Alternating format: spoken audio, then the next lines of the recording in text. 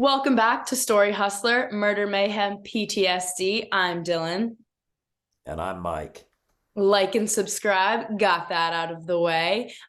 It's our 30th episode, so congratulations on making it to 30.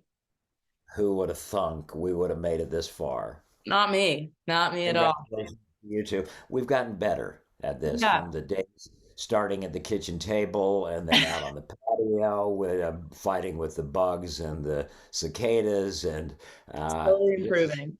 But now you're across the pond again. You Yeah, can't. back on Zoom.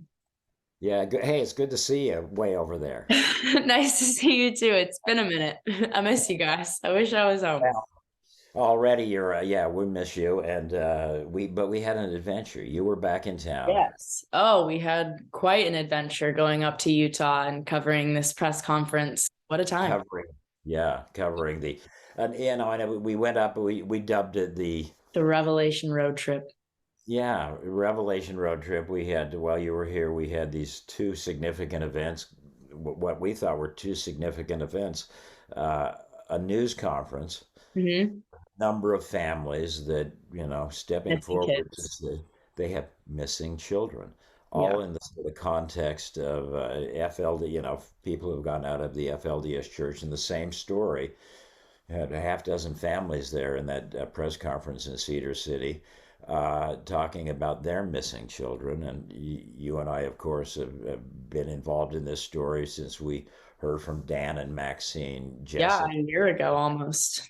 Yeah, and so we sort of got pulled into the story at that level. Dan and Maxine were there talking about what has gone on with their missing child, Yeah. and but we were also going to go and monitor a legal proceeding just up the road of a man named Heber Jeffs. Yes. And for those of you who don't know Heber Jeffs, we've covered him a couple times in some of our episodes. But basically, Heber Jeffs is the 54-year-old nephew of the prophet Warren Jeffs, who was in prison for raping a 12-year-old girl. Just put that out there. Heber was charged with kidnapping a 10-year-old girl, his niece, and taking her off to Minute, North Dakota. Yeah, that's pretty accurate. So, Mr. Jeffs, this nephew of Warren, middle-aged man, 54-year-old, gets busted for taking this 10-year-old girl. And she is his niece, but it all came in the context of these other families, these other examples. Warren puts out this revelation, gather up the girls, and we're going to relocate them, and they're going to start the marriages again. This girl, like Dan and Maxine's daughter, she vanishes, gets kidnapped, allegedly kidnapped by Heber. We were thinking that this criminal proceeding sort of crystallized the issues that these other families were talking about. You had an agent of Warren basically Yep. taking this 10-year-old girl in the early talk in this prosecution of this case. The prosecutor was, quite bold in saying that this was a kidnapping and was done so under the orders of this revelation, this under the cloud of this revelation from Warren. Seemed to connect the dots. Well, Well, we our thought it would.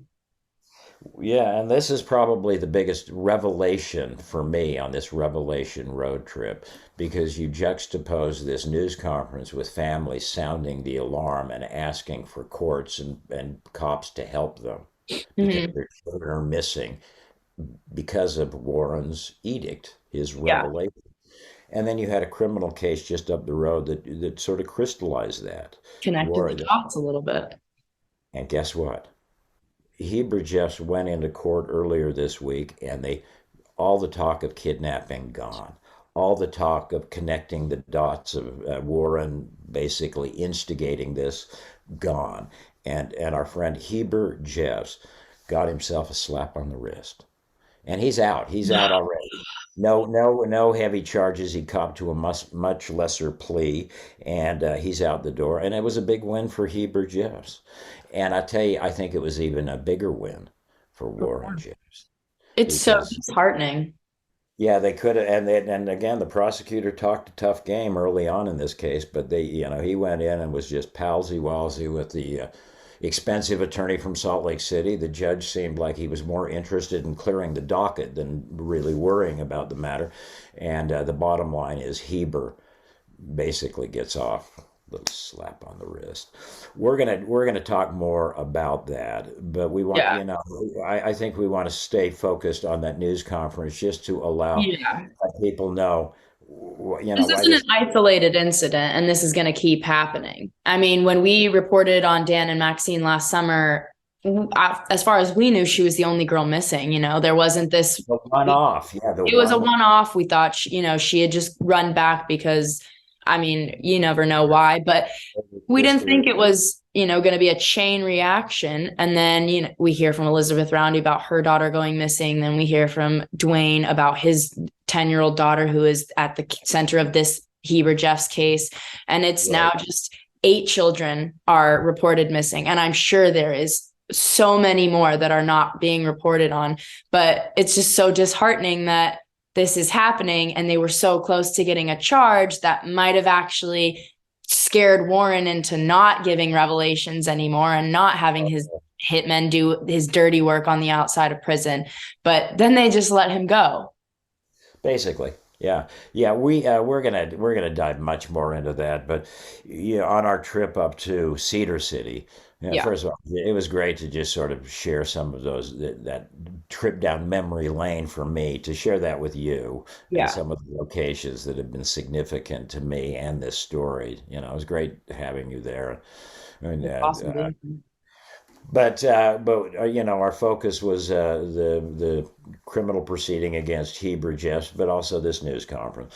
Yeah. When we were there, it allowed us to sort of have a little FaceTime with some of people that we've come to care a lot about, Mhm. Dan and Maxine, Yeah. Jess and Elizabeth Roundy, and we were able to talk to them, after the news conference to get sort of an update on where they are.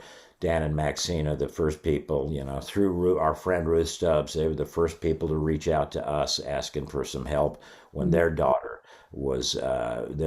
went missing. And, it's a long story that we've chronicled in our episodes here, but I know you got that queued up. You're in Yeah. charge of thing, executive producer. So let's drop in the Yeah. comment, Dan and Maxine. With so many cases now, and it all seems to stem from Warren dictating, gather up the kids. Is this a larger conspiracy that people should be, law enforcement particularly, should be aware of? Yes, definitely. It feels to me like they're not taking it as serious as they really should. Does this show of force help, you think, convey that message? Definitely. I feel like this is big. This is going to help so much. Had you been in contact with these other families prior to this event, or? Yes. Yeah. Any of them that I hear about, then I reach out to them. What can I do to help you? Because I've been there. Yeah. And so you sort of reach out and have your own little support network to the extent you can. I mean, emotionally. Some of these people are probably never going to see their kids again. Yeah. Heartbreaking. Almost every day contacting at least one of them, trying to help and support them, You're still reaching out. Oh, yeah. trying to help them. It's such a We had helpless help. feeling. We had police. We had you. We had Roger Hull. And all this wonderful help that we didn't even know was available. When we started, it was just us two. We didn't know what to do. And many of these folks, like I said, they don't know the legal system. Exactly. They do not know. We didn't know where to turn. And, there were certain people that have been gone for years. They went through stuff like this, and we were told to steer clear of them. Don't ever talk to them again. They're wicked. But they know the system now because they've been through it, and so I'm just wanting to let these mothers know that there is something available for them to see if we can locate it. To speak out. It's so good to see you. And I I'm was so told the media is the worst. Say again? We were told the media is the worst enemy there is to the Well, church. there's some of us are, right? But the media is where people open their eyes. They can see, the world can see that, hey, things happening that we did in that church that's, it's been known years, like clear back to Joseph Smith. And if there's, I kind of jump around in my talk, but different things happen. People don't realize the seriousness of what's actually happening now today.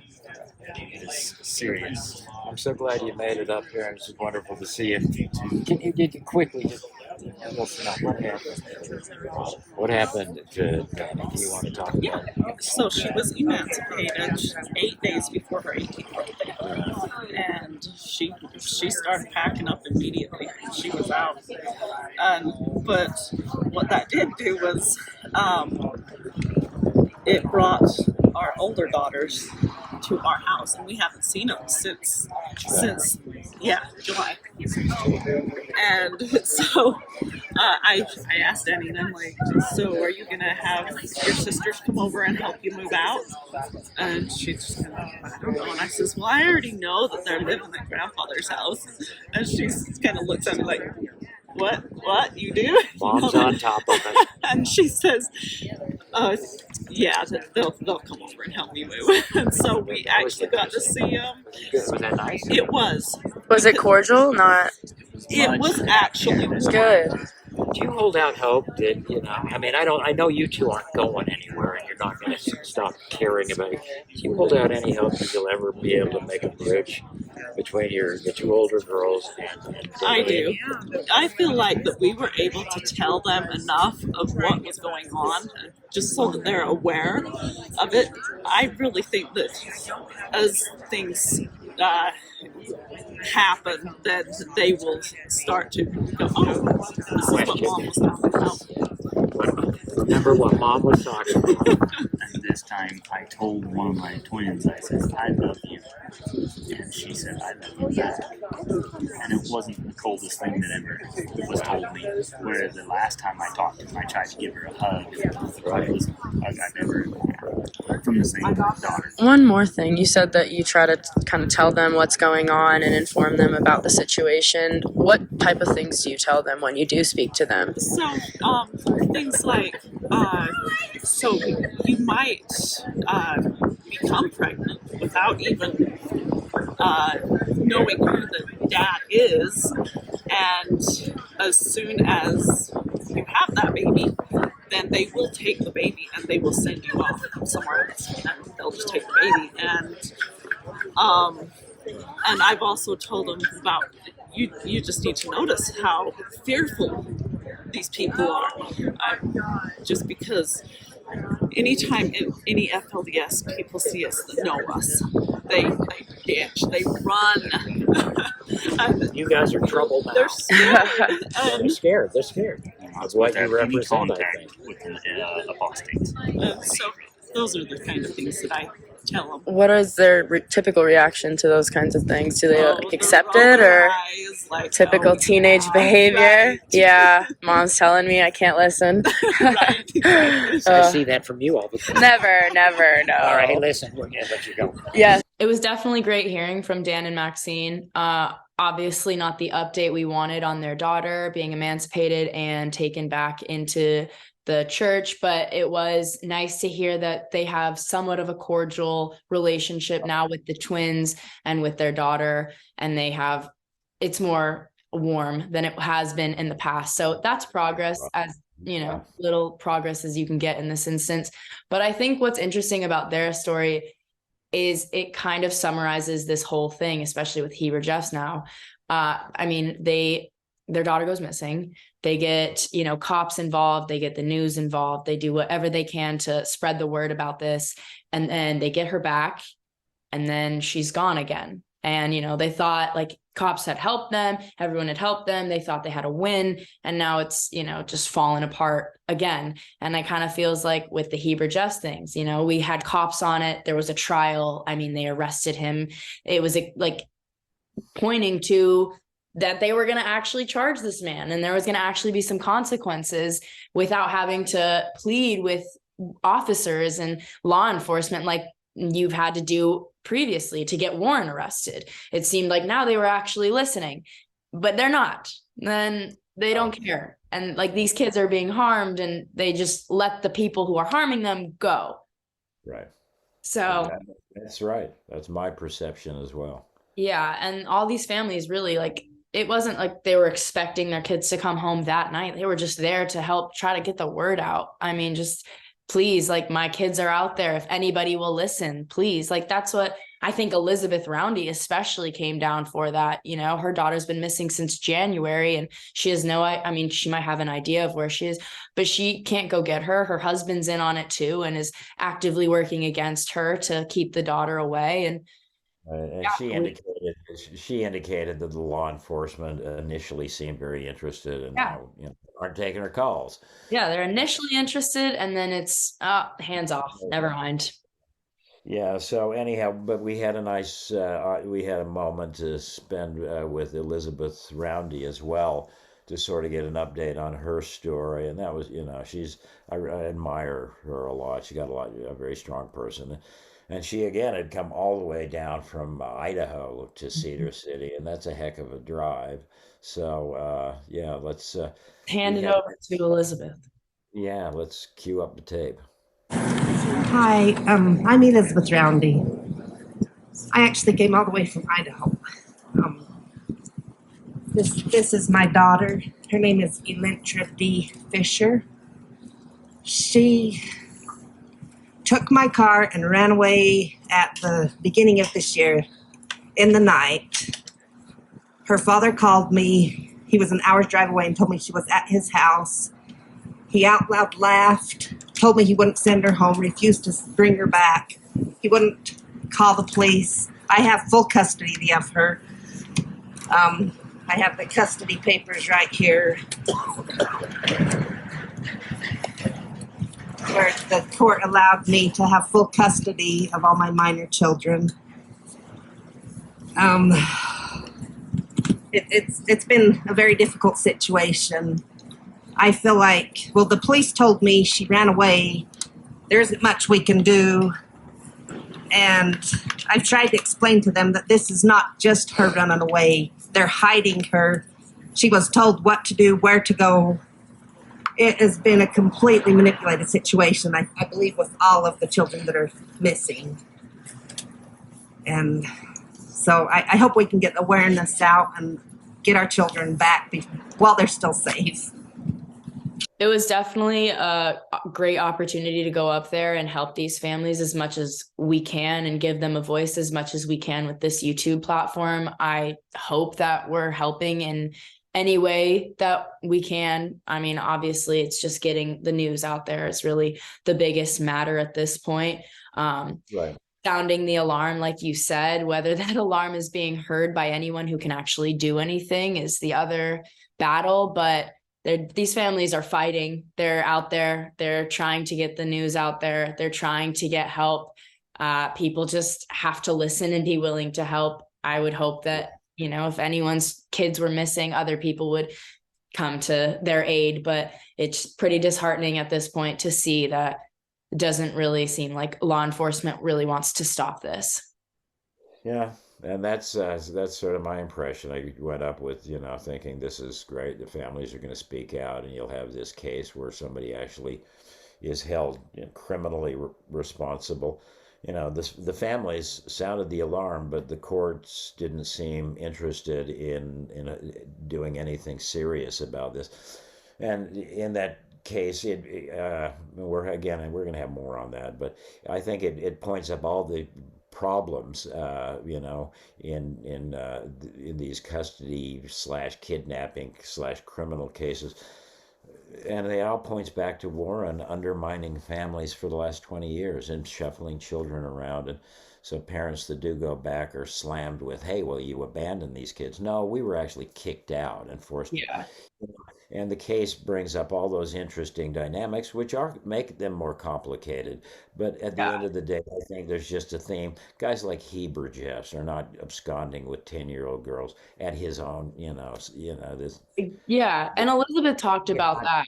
She said that Yeah, the cops told her they couldn't do anything because their daughter just ran away. And she tried to emphasize that her daughter didn't run away. She was coerced back. They're brainwashed back in. Like, This isn't Right. just free will. Yeah, it was a very choreographed running away that that young woman did, because she had all kinds of help from her FLDS handlers. And she's And not running away from, an abusive mother. Like, her mother is trying to save her from an abusive cult that is going to marry her off to a 60-year-old man or an older man who's going to impregnate her, and she's going to be stuck. And then her kids are going to be stripped from her when she's older. And it's just a vicious cycle that keeps repeating itself. And we thought yeah, it had ended. We thought Warren in prison was going to be the end of the FLDS abuse, but it's not. And honestly, it seems like it's worse this round. well, it's definitely a new round. I mean, whatever it is, it's come back around, and so we're gonna have more. Obviously, we're both a little fired up. I think, inspired by the families and utterly depressed by the realities. Yeah. Uh, in, Not in going to this whole stop sounding the alarm, though. Definitely. I mean, I don't feel like you can know about this story and not do anything. and we want to explore the sort of what we know about this judicial proceeding Yeah. that led up to Heber Jeffs getting the slap on the wrist and a free pass to go home, basically, and no even restrictions on travel. He can go right back to North Dakota. Right It was back sort to of, kidnapping another young girl. well, that was an allegation. Let's just get that on the record. That was the allegation early on, but not what the prosecutor followed through on.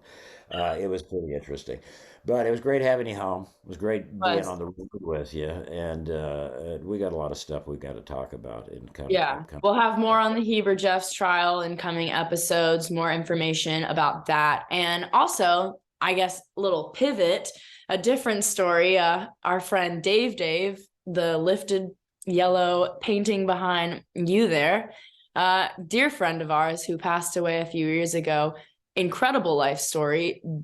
The strongest and sweetest and most vulnerable person I have ever met, but who Yeah. is utterly put through hell that he just did not deserve. And when we were up in Colorado City, we swung by Vegas and got to see his lovely mother, Marie, and spend the afternoon with her. And hopefully we can cover We're some going more to of talk Dave's about it. story. Yeah, I hope so. Yeah, all the ditto on all you said. He's a wonderful guy and one I of the feel like, more yeah, remarkable people that I had the privilege of knowing. So I'm glad you got to know him too. But yeah. yeah, Need some more inspiring stories. some update on the wonderful life of Dave and his our good friend Marie, extraordinary person as well. So anyhow, great to see you. Great to Thank see you for you too. 30th yeah, episode done in the books. Look at us go. We're on a roll. Much more give to me do. the plug, baby. Yeah, that's exciting about it. Who would have thunk? Just because we were bored one night and said we ought to get a camera out and start telling some stories, And here we are almost 2 years later, 30 episodes in, covering all these crazy stories again. and still trying to figure out what we're doing. Oh, yeah. What's the point of it all? The point of Yeah, it all well, is to hold the platform for these families. and yeah, and just and maybe to tell a good story every now and again. Hopefully we're entertaining somewhat.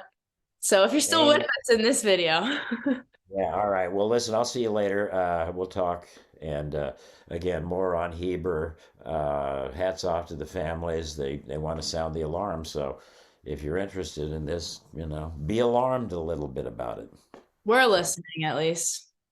see you later, my friend. Signing off. Story Hustler, Murder Mayhem PTSD. I'm Dylan. I'm Mike. Good See you night, next time. everyone.